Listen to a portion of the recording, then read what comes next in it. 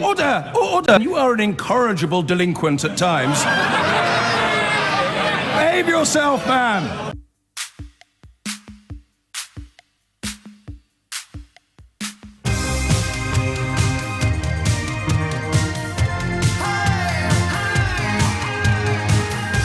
£5.5 million. That's the average pay packet for Britain's top company bosses, who've had a 10% pay rise this year. A new study has found chief executives are paid 140 times more than their employees, with an unhealthy and growing gap in wages. All this as Theresa May calls for a new drive for social equality. We're going to turn our attention next to something which I think, well, how can I put this politely? I don't think you care about this. I've spent years now doing this job, most of them highly enjoyable. And economic injustice has been, for me, one of the most potent political engines of all eras, actually, not just ours. I think historians of the future will see the last 20 years as a period when the British public and the American public in particular were encouraged by media and to a lesser extent some sort of demagogue politicians to wake up every morning and punch themselves in the face while taking money out of their pocket and giving it to somebody who's already rich while being congratulated for doing it by the newspapers you buy every day. What did you do today? Oh, I punched myself in the face and then I gave some money to a billionaire. Really? Why did you do that again? Well, because I am a striver, not a skiver. Oh, okay, yeah. Okay, which bit was that punching yourself in the face? Well, I don't need employment protection. I don't believe in maternity rights. I don't believe in trades unions. Well, you just punched yourself in the face again. Yes, but I'm on the side of the employers and the winners. Are you an employer and or a win? No, but I'm on their side. Punch myself in the face again. Oh, can you just give some more money to that billionaire over there, please? Yes, of course I can. How much do I have to give to him? This is like Donald Trump's appeal in a flipping nutshell, isn't it? You saw some tax-avoiding, corrupt, frequently bankrupted billionaire stands up and makes the right noises. Everybody thinks he's on their side. He's not on their side at all. I'm on the side of America. I'm going to make America great again. It's quite incredible to me that we have not, through thousands of years of evolution, woken up to the fact that the people who end up with the most have generally done some pretty bad things. Not always, not doing any sort of naive, hippie-based political ideology here. I'm just going with that famous line of Balzac's, behind every great fortune, there is a great crime. People with shed loads of money generally care more about money than they do about people, and they don't care enough about the people who they get their money off. Now, that is my credo this hour, if you will. And it is not disproved or undermined by proving exceptions. But many great employers, many bosses I would love to work for who are generous, and I've just got no complaints myself about any of the bosses I've had in my life. But if I was earning £70 million a year and on my payroll there was somebody earning minimum wage, I wouldn't be able to sleep at night. Okay? Now that probably makes me I nearly used a slightly inappropriate word there, so insert whatever slightly inappropriate word you please. If I was earning £70 million a year and there was anybody on my payroll earning minimum wage, I would not sleep. Metaphorically speaking, I wouldn't be able to sleep at night. The problem then becomes making those two twains meet. So I've used minimum wage or national living wage because the other story around today, weirdly, Fat Cat's pay has gone up by 10%, so £5.5 million now is the average for a FTSE 100 chief executive. The 10 highest paid bosses in this country earned over £200 million between them last year alone. This comes in, that's in the Daily Mail. In the Financial Times today, there's a story about companies lobbying government not to bring in the national living wage. You sometimes wonder whether you are the little boy at the back of the crowd pointing at the Emperor's private parts and wondering why everybody else thinks he's got wonderful clothes on. On the same day that we learn about the Fat Cat's pay rise, we see 16 or 17 companies, I haven't got the FT cutting in front of me, lobbying government not to introduce the national living wage on the grounds that it will really affect their ability to do business. So you can pay the boss 10 million quid, 20 million quid, 70 million quid, but you can't pay the most junior members of staff a tenner an hour? And yet we buy it. And I don't know why we buy it. And I'm getting very conscious of being rude to people who buy it when I need to find a new approach. If you are waking up every morning and punching yourself in the face because a billionaire newspaper owner has told you to, or a ludicrous self-serving politician has encouraged you to think that the person punching you in the face isn't actually you at all, but it's some Muslim over there or an immigrant over there, I don't know how... I have failed to help you over the last few years. I have failed to help you. And you come close sometimes to feeling a breakthrough on something like the junior doctors strike, when people actually realise how easy it is to be encouraged to act against your own interests. Whose side are you on? The doctors or the politicians? Well, I'm with the politicians. Really? Who are you going to go to when you're poorly? Jeremy Hunt? So you just have these weird little moments where you think that those cliched little memes that you get on the internet, Malcolm X talking about the newspapers, if you're not careful, they'll have you siding with the people who are oppressing you against the people who are being oppressed, and you don't realise that you're punching yourself in the face.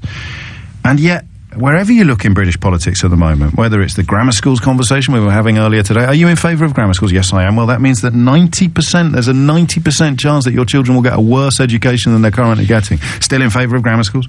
Are you in favour of austerity? Yes, I'm in favour of austerity. Do you realise it will affect... No, it won't affect me. I'm a striver, not a skiver. Everywhere I look in British politics at the moment, people are being encouraged to vote against their own interests. And I don't understand why. And rarely does this become clearer. And I tell you what it is now, straight away. It's a large part of Jeremy Corbyn's appeal.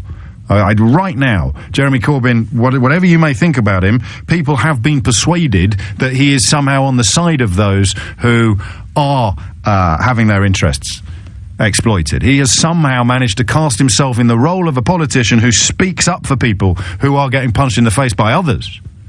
And that is his appeal in a nutshell. And it is rare in British politics to see somebody who has managed to marshal that kind of school of thought. Whether or not he's the real deal, only time will tell. But that's why people like him. It took me a while for the penny to drop. People like him because he sort of challenges things like this. 200 million quid between 10 bosses at a time when there's genuine poverty on our streets. But he only, at the moment, pays lip service to these ideas. We are yet to see meaningful political policies that might actually change them.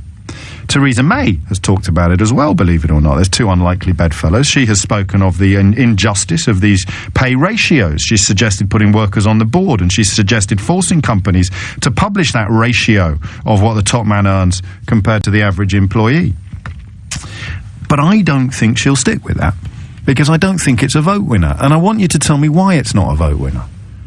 Seriously, whether or not you're describing your own position or you are just analysing other people's positions, why in Britain, and it may be different in other countries, I'm afraid, knowledgeable enough to know. I'm not knowledgeable enough to tell you what it's like. And I think we in America are close on this. We fetishise super rich people. And only occasionally does one of them get thrown to us as a sort of sacrificial offering by the plutocrats and the media. In this case, at the moment, it's Sir Philip Green's turn. He's not really, as far as I can tell, done anything drastically different to what lots and lots and lots of other very rich business people do.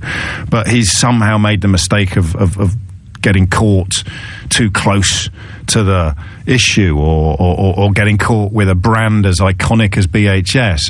Hand on heart, he hasn't broken any laws. I think his behaviour is repellent on a moral level, but since when did billionaires and business people have to obey my moral compass? You see what I mean? We don't get cross with the right people, and it's stories like the Philip Green story, actually, that make you realise that we spend most of our lives tugging our forelocks at men like him. Why? He's made an awful lot of money. Okay.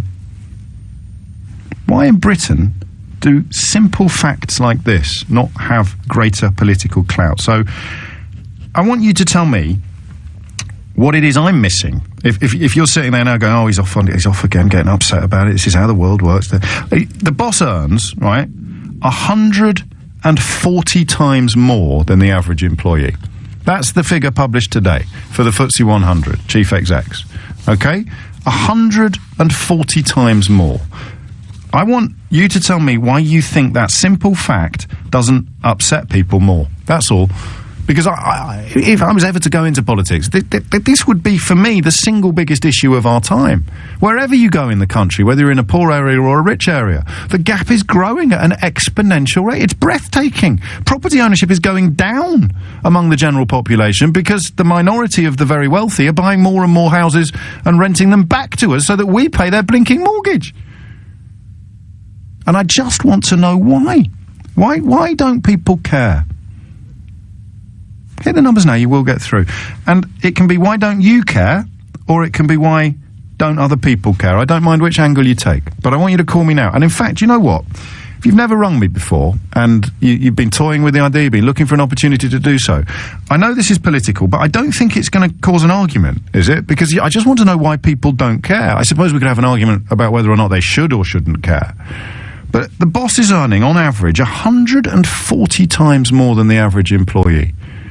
And as far as I can tell, most of the average employees don't have a problem with that. Is it because we're just grateful for the work now? Literally. This is post-union almost, this country. And we've got so little security at work. We've got so little prospect of a job for life that, frankly, if you give me a job and I can just keep the wolf from the door and the kids in shoes, then I don't care how much you pay yourself. Is that what it is? We've now essentially fetishized bosses to such a degree that they can do whatever. We're sending our children up chimneys next, and we'll be thanking them for the money. That's not thousands of years ago, you know? I saw photographs at the weekend from London of that happening. Living memory, practically. How many other areas of life has the clock gone back recently? You got one day off in the period just prior to the Second World War. 1 or 2 days off a year sometimes. You had northern towns where you were still working in a mill at the age of 10 or 11. Now, we're not going back to that, but that's what happens when you think that bosses have some sort of God-given right to do whatever they have to do to make the money they need to make. And that's, for me, maybe I've read The Ragged-Trousered Philanthropists a bit too often, but for me, that's what stories like this speak of. £200 million between the 10 highest-paid company bosses. Now, imagine if they all earned £250,000 each, instead of £20 million. What difference would that make to our life, to their life? £250,000, well, you're going to have to struggle buying £250,000 a year. But that would free up £19,750,000 for the rest of the workforce. Now, depending on how big the workforce is, you divvy it up. Why do you think in Britain in 2016, the fact that the bosses, in comparison to what the rest of us earn, are now living on an entirely different planet, doesn't cause more upset? And let me give you some suggestions of what you might want to blame. You might want to blame the media. Have they somehow created this ludicrous notion that these barons of business can do whatever the hell they want? Blame it on the media. Blame it on politicians who seem to be slightly enthralled, don't they, to big business. They seem to be slightly, well, some would argue that they sort of just roll over and wait to have their tummy tickled because money is everything. It's why we've got so much filthy Russian money swilling around London at the moment, because it's better than not having any money at all. Well, why else would you do it? But a decline of the trade unions? I'd link that to the media. I'd bring Rupert Murdoch into it, but then I'm a bit of a cliche. I think when the unions got the kicking they needed in the 1970s, we all looked the other way while the government continued to kick them, despite the fact that they were bloodied and broken on the floor, and they're still kicking them now, and we're still cheering the kickers, not the victims, till it's our turn to get treated like a child at work, or to be sacked with no rights and come back, or to be paid £8.50 an hour in a company whose boss earns £20 million a year. I guess what I'm asking you is why you're not cross. What is it about Britain that explains how this epic and growing injustice can, on the great list of things we care about, barely register? Whereas if I tell you that a single mother's just been given a council house, or a bloke who arrived from Poland 5 years ago has had the audacity to make a few quid, I could start the bonfire now, just light the blue touch paper and run away. What is it about Britain that actively now embraces and encourages and applauds economic injustice and unfairness on a scale that even some Victorians would blush at? 20 minutes after 12, and here's my problem in a nutshell. Well, actually, in a slightly smaller than a nutshell, if you will. It's because most people are stupid, James. I don't know if you can remember the question that I'm asking. Another one, most people are idiots, James, that's why. Jamie's a little more generous. He says, I think it's because people see it as a problem so deeply ingrained in society that they can't change it. Lee, meanwhile, writes, I blame it on the boogie. The question is, on the day that we learn of 16 or 17 big companies lobbying government to postpone or stop the introduction of the increase to the national living wage, we also learn that the biggest corporate executives in this country received pay rises of 10% on average last year and now get an average annual salary of £5.5 million. The median salary for the nation is about £27,500. That multiple, to me, is everything that's wrong with modern society. And yet, it's a fairly lonely furrow to plough, and I want to know why. Why does it not upset more people? Maybe it is just a sense of powerlessness. But this tweet here, I can't go down the road of saying that most people are idiots. A lot of you credit the media with playing a role in it as well, and you're probably right to, but then you find yourself worrying that you're one of those people saying, oh, well, I can see the truth. It's not my fault you're too stupid too. But then I suppose you look at Donald Trump and similar scenarios in British politics and you realise some people really, really revel in their stupidity because it's a stupidity born of wanting to feel better than others. So if someone stands up and says, you're one of my side, you're on my side, we're better than them, we're better than those poor people, or we're better than those brown people, I guess your own existences are so poor that looks like a win. Just to be told you're on the same side as the winners and the identification of some losers that we can all victimise. But I still don't get it. Do you? Phil's in Reigate. Phil, what do you reckon? Hello. Hi, James. Hello, Phil. I just wanted to say that I think, firstly, on an individual level, people feel that they can't do a single thing about it. And people have so many challenges just in their day-to-day lives that, I mean, what are they going to do? You've got busy, you've got to look after the children, trying to pay the bills, etc. What are you going to do? Stand outside Parliament and protest about it? I mean, no, but people, when they're asked what they care about politically, and people will say immigration. There's not an awful lot any individual can do about immigration, but my God, it's easy to get people angry about it. Well, okay, yeah, that's a fairly good point actually. But I mean, it's not a very, it's not a very sexy media topic. Well, that's why I'm asking why it isn't. Why isn't it? Well, because there's only one dimension to it. People get outraged by it once, and then what are they going to do? Run the same? I don't even know if they. Well, you could say I'm going to use immigration to bat all these points out of the park. Immigration gets people angrier, even when it doesn't affect them. They're so easily persuaded that all their problems are caused by immigration. Well, actually, the fact that the boss is earning 140 times more than they are is almost certainly going to be having a bigger impact on their economic situation than immigration is. And yet I could now, if I was a lazy radio presenter who didn't actually think much of my listeners, I could now have the phone lines ringing off the hook with people ringing in to tell me how awful immigration is. So why not injustice? Why not economic, something that actually is hurting people, actually is being done to them by identifiable, visible public figures and is being waved through by politicians? Well, I think that the argument that's been pounded at us for like past, I don't know how many years, decades, is that our economic system is incredibly fragile all the time. Like in good times, bad times, whatever. It doesn't take much, just a little tiny nudge in the wrong direction, and it's doom and gloom, and it's job losses, and it's recession. I mean, it just seems incredibly fragile. So anything that keeps the economy on the straight and narrow seems as the most important thing ever. And if that means that you need the best guy, and you just pay him whatever, and he can keep it on the straight and narrow, then people see that as being the preferable option. I guess so. I mean, and then we're back to the sort of post-fact period of politics, which can accommodate the fact that a lot of the highest-paid chief executives don't provide the best value for money, and a lot of the pay packets they're on aren't binding. The deals that the That's ridiculous. And then they fail and they leave and they get for some reason there's a $5 million. They walk away with millions of pounds. But we'd all write, if we could all write our own contracts, we'd all write get-out clauses like that into them. There's a thing called O'Dearism, isn't there? It's awful, but there's nothing I can do about it. That's pretty much where you're putting your vote. Can I just say one more thing? Of course. I think that this is actually a situation that's only going to get worse. It's not like we've reached peak unfairness. No, for God, no. Because we seem to, for whatever reason, we've structured our economic system so that we constantly rely on more people at the bottom to support people as they get older at the top. And people are getting older and older, and things cost more and more, so we need to bring more people in at the bottom. And of course, those people then eventually will get older and older, and then we'll need to bring more people on at the bottom, and there's more competition over the same amount of space and resources, and there's more people at the bottom, so you've got a wider pool of people to pay for your labour job. And it just seems a completely... well, what's the alternative, though?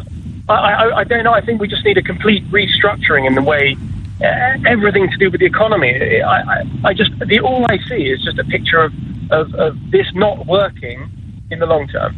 And I wonder if you've just answered the question obliquely as well as directly by pointing out that the problem feels almost too huge to contemplate, because I would add to that the notion of infinite growth being sacrosanct in a world where resources are finite. We are going to run out of stuff. It's relevant to the conversation we had about fracking in the last hour, and yet all of our economic models are built upon the idea that we're never going to run out of stuff, that infinite growth is possible. And I like the immigration parallel, because it's an example of how people can be manipulated to act in a certain way or to believe certain things that aren't really impacting on them as heavily as they're being told, whereas this is. And you look at this as well, this is an interesting statistic. I'll bring this in as well. In terms of American deaths in America and things that people care about, Islamic terrorism in 2015 responsible for 19 deaths in America. 19 deaths. There were 43,000 suicides, there were 32,000 motor accidents, there were 13,286 gun homicides, and 1,600 deaths caused by domestic violence. But if you were to ask the average American what the biggest threat that their country faces, or what their life is most endangered from, would they say cars, guns, violent partners, suicide? No. Say terrorists. 19 deaths. It's 18 more than were killed by sharks. It's 27 minutes after 12. Pat's in Stepney. Why don't people care more, Pat? Well, I mean, you made a statement just before the break. You said that they're doing things today that would make the Victorians blush. And sort of, in a way, I'm trying to agree with you, because not all Victorians, but there were some Victorian businessmen and entrepreneurs and wealthy, you know, who set up all these big biscuit factories and stuff. They actually built homes for the workers and sports fields and stuff. You can still see them. You still see there's a William Whiteley's village out towards Surrey, I think, where he put all his retired workers after they'd worked in his department store in Bayswater. You know, they didn't earn a lot of money, but he gave them a social. He gave them a social place in the firm, and they were valued. But it was a job for life, wasn't it, Pat? So I heard on the radio this morning a poor woman who's working at British Home Stores in Nottingham, and she's been working there for 35 years, and she doesn't even know whether she's going to get her pension now, whereas the Victorians... And look, I mean, we're not suggesting that mill owners and master sweeps got it right, but we're just pointing out, and you could look at John Lewis as well. Some of these people managed to make a hell of a lot of money, but they managed to share it out a bit as well. I mean, it's like, getting off the subject, I mean, it's like where I live, Victoria Park, that was built by wealthy people for the poor. Yeah, no, I know, and there's places in the north of England where I always forget what it's called. Is it called sea houses, Pat? Something like that. Sea house is something. There you go. Something like sea houses. There you go. Pat and me are in agreement, and you can do it, and that's kind of the point. You don't want to go back to paternalism where they got to decide what responsibilities they had to fulfil with regard to their employees. But we've gone so far in the other direction now, where you don't even get the right of reply if they sack you after 18 months in the job just because they don't like the cut of your jib. I sat here 5 years ago. It's not a word of a lie, and said to you, the way things were going, I wouldn't be surprised if employers soon would be able to give you your cards, chuck you out if you wouldn't do whatever they wanted, whether it was something a little bit unsavoury or whether it was something a little bit immoral. And now they've got laws in place. You can't go to tribunal within 2 years. You go in, you do this, you do that, or you get out, and there's someone else behind you waiting for the job. And maybe that's part of the answer, actually. We've all been taught to be so grateful to have a job. Our parents' generation were not. Our parents' generation expected a job. The post-war generation was building a land fit for heroes. You couldn't expect these men and women to come back from war and put up with what they had to put up with before. But now, 80 years later, we're going back towards the world that they fought to protect. 12:33 is the time. We are living in a country that has seen the lowest wage growth for the average worker since the financial crisis than practically anywhere else in the world, certainly anywhere else in Europe except Greece. So the average worker since 2008 has enjoyed lower wage growth than any other country that's comparable. Bosses, meanwhile, have seen their earnings rocket 10% in the last year alone, hitting a national average now in excess of £5 million. Now, I think I finally understand what Peter Mandelson was twittering about when he said he was supremely comfortable with the idea of people making loads of money. I am. No problem at all with that. It's just a notion of the concept of there being too much. Can anybody ever earn too much? And the fact that significant swathes of the British population will answer no to that question, nobody can ever earn too much, explains a lot of where we are. How can anybody ever earn too much? How much are you earning? Oh, buttons, James. Absolutely nothing. Oh, times are tough. Times are tough. Is it fair, do you think, to say that maybe your boss should earn a bit less? And somehow, the majority, I think, of Britain has been persuaded to be on the boss's side, and I just want to understand why. It's going to be a question that I think assumes more clarity in the coming months as the Labour Party leadership battle continues, because Jeremy Corbyn and Owen Smith are both now addressing something that Labour politicians historically have been a little bit shy to address, and they're addressing injustice. But here's the problem. The problem they've got is that none of us want to be on this... Here you go. Come here a minute. I've nailed it. None of us want to be in the constituency of people that need help, do we? None of us want to be needy. I don't want to be needy. I'm not actually needy, but if I was needy, I wouldn't necessarily want you to know. It's why if I ever went to a food bank, I'd hide my face. It's why if you ask me what I think about pretty much anything, I wouldn't tell you. Well, I don't know if I'm going to be able to pay my bills at the end of this. I don't want you to know I'm needy. That's why when I read a newspaper article essentially fetishizing the greedy, I come down on their side. That's it, isn't it? That's the choice the British people have been offered by the media for the last 30 years, 40 years. Do you want to be needy or greedy? Are you on the side of the needy or the greedy?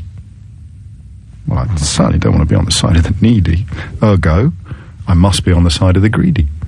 I'm on the side of the in-betweeny. Because I think the way to deal with the needy is to take away some of the stuff that's currently going to the greedy.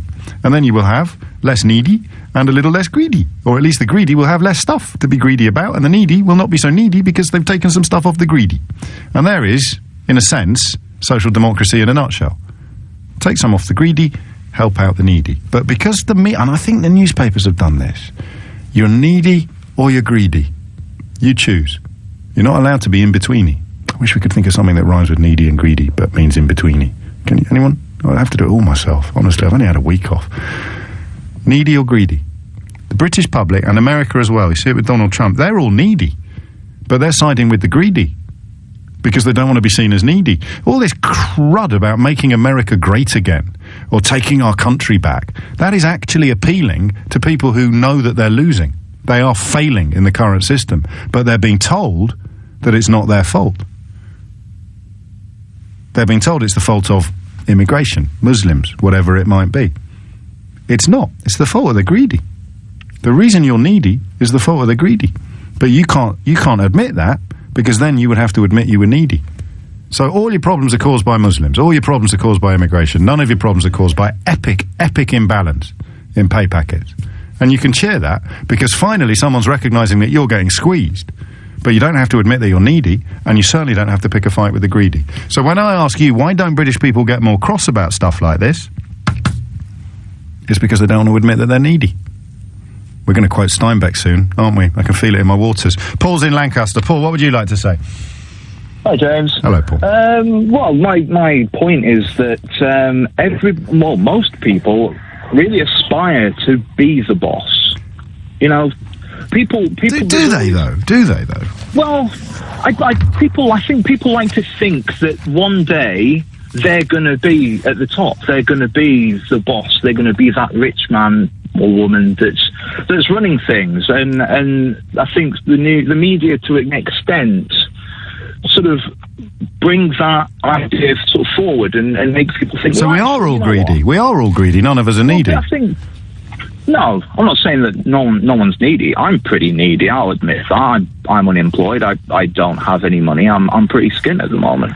But it's not politics of envy or anything like that. I genuinely think that we should have some more redistribution. Not because I'm poor, just because I don't want. Yeah, no. You see, this is the thing. This is another one of my hobby horses, Paul. Is that you feel you need to insulate yourself from accusations of politics of envy. If I agree with you, which obviously I do, I then have to shoot myself against accusations of champagne socialism.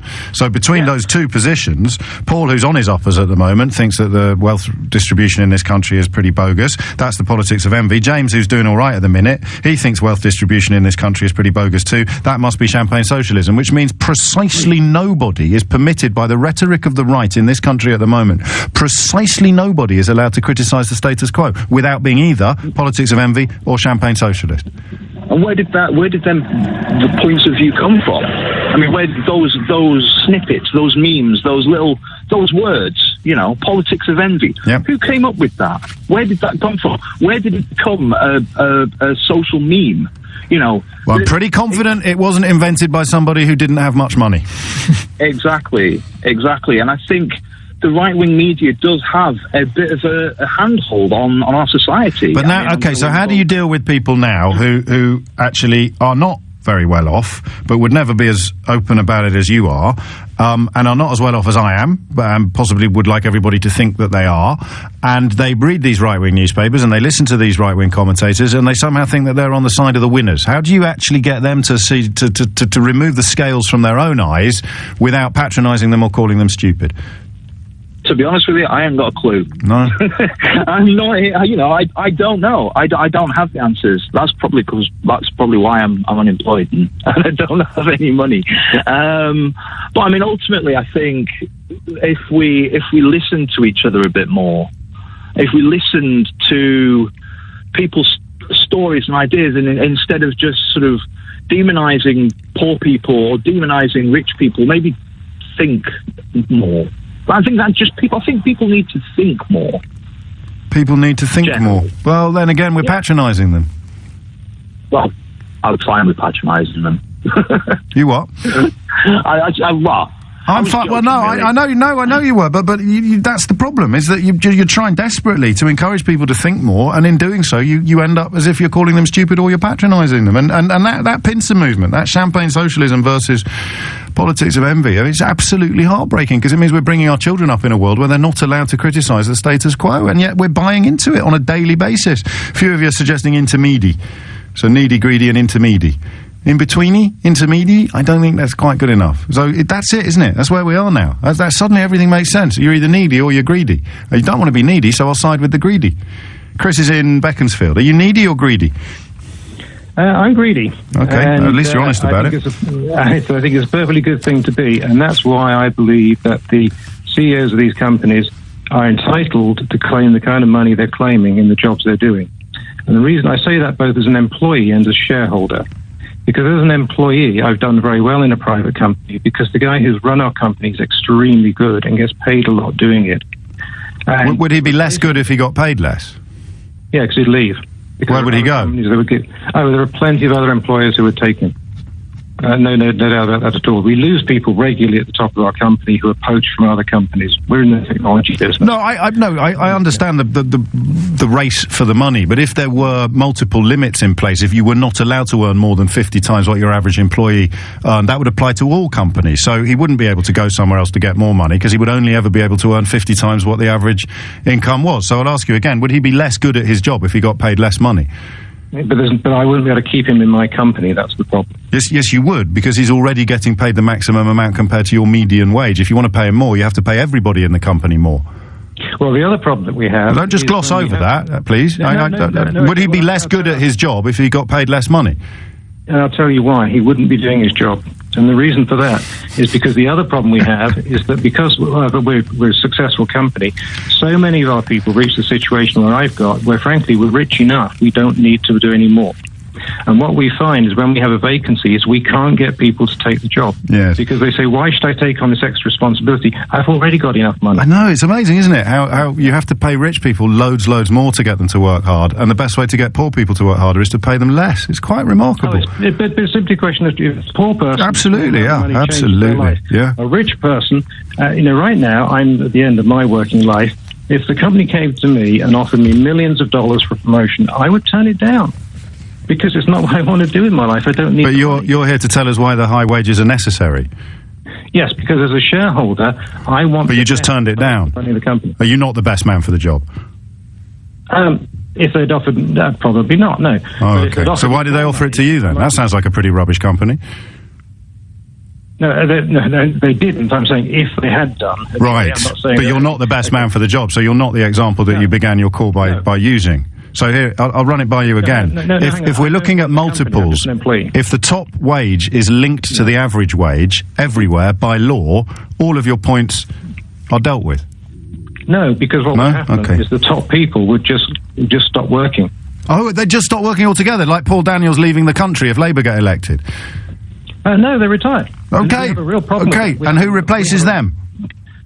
well, then they get replaced by people who are not so good. What do you mean they're not so good? They're just younger.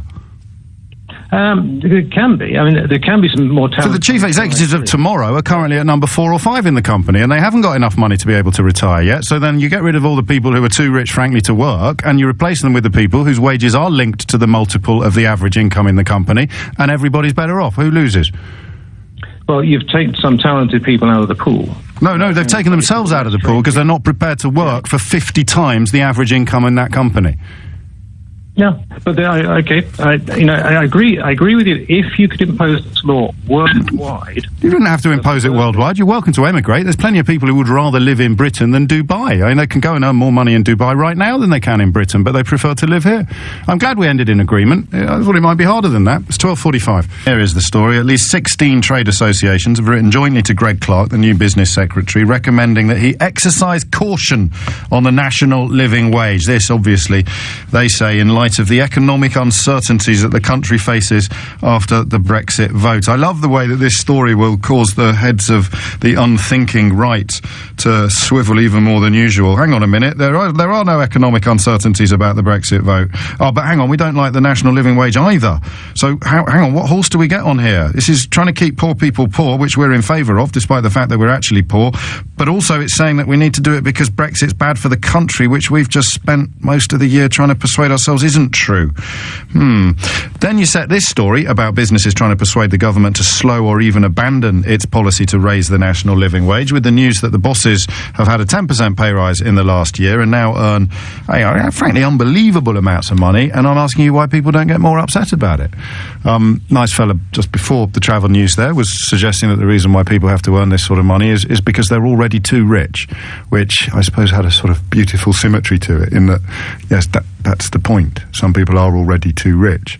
You don't solve that problem by paying them more. You solve that problem by taking some of their money away. Jules is in Winchester. Jules, what would you like to say? Hi, James. Hello. Thank you for inviting me on. I didn't really invite you on, any more than I invited everybody else on. You called me. I feel invited. Okay, well, I don't want to spoil that. It's lovely to have you here, but I don't want anyone thinking you got special treatment. Well, the last caller that rang you, oh my goodness, he kind of fits into my ideas of, if we look back in history, we've always had some sort of social construct where you have the big rich bosses and the very poor workers. If we even look at, can I have some more, please? It's all very subservient with the low paid. I feel over years they've been disempowered, they've been unable to be heard, and unable to join what I call an economic inbreeding. And your last caller kind of summed that up in that they only promote those that fit into those that they can promote, who are themselves. So it's a club in a way.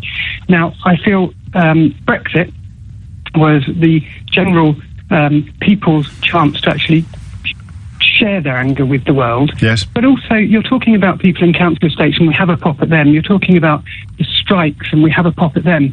That's because there's anger, and there's no other way that we can be heard. So we have a pop at each other. And I think you're right about Brexit. It was a howl of outrage at the way things are, but it's probably going to make things worse. So it becomes yet another act of punching yourself in the face in order to prove your point. And the same with the strikes, though, isn't it? I mean, well, yes and no. Some strikes work. Oh, absolutely. I'm not saying the strikes don't. I'm actually a supporter of strikes.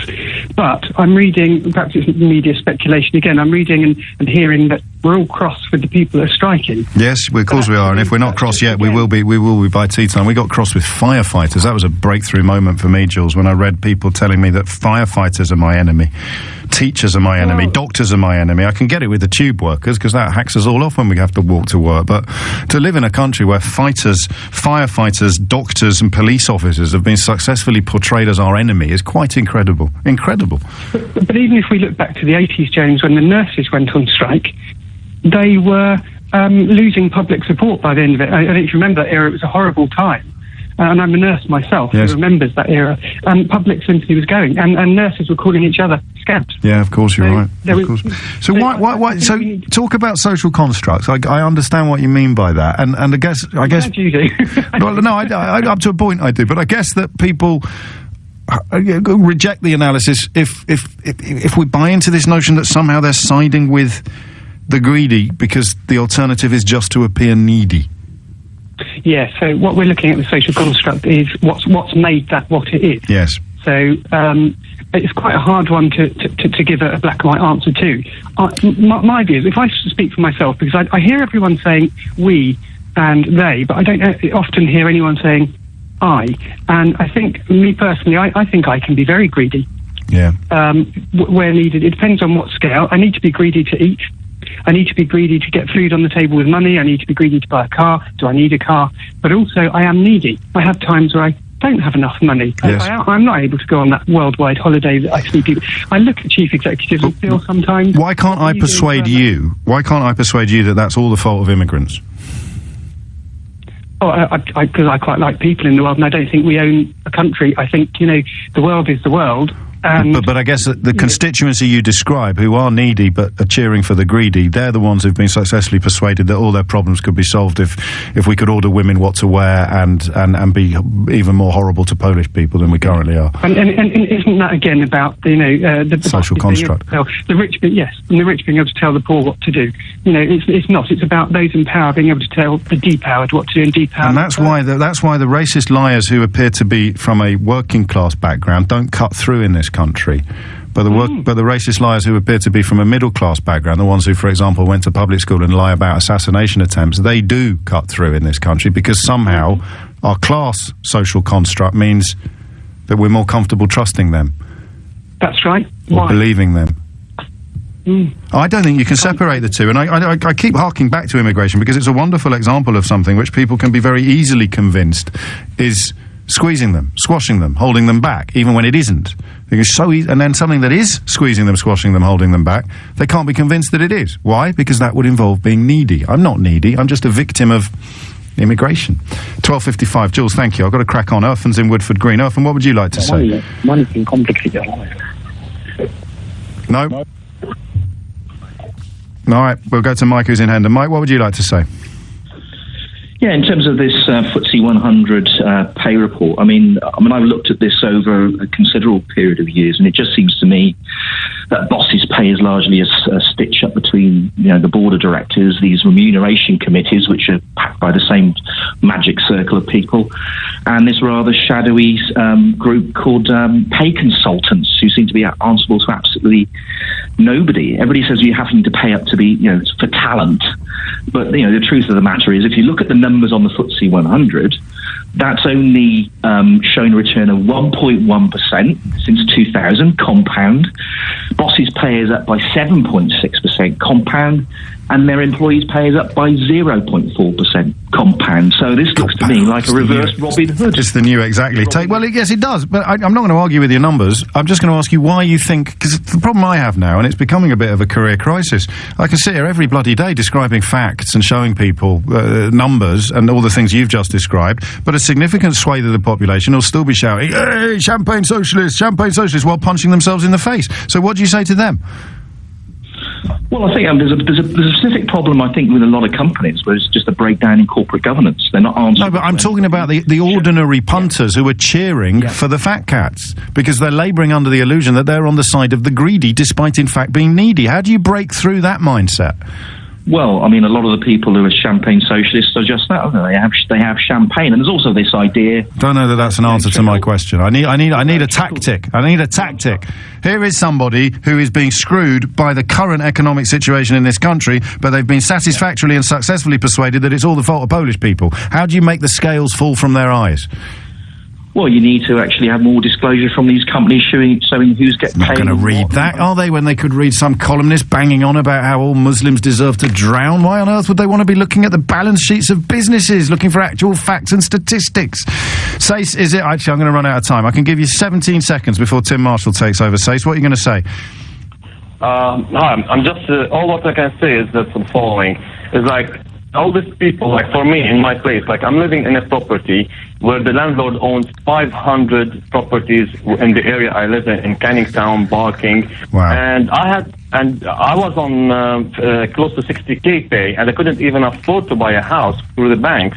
even with the 5% from the government, because they wouldn't. And that is unbelievable. I mean, actually unbelievable, and precisely the sort of thing that people should be getting cross about. Instead, significant number of people listening to this will be getting crosser about the fact that you appear with what apparently is a foreign accent, and you had the audacity to come to this country and earn more money than they can ever dream of earning. So you, sir, are the problem, not the people that are actually running the businesses that we all work for. It's 12:59. You're listening to James O'Brien on LBC. I'll be back tomorrow morning from 10. The next voice you will hear belongs to Tim Marshall.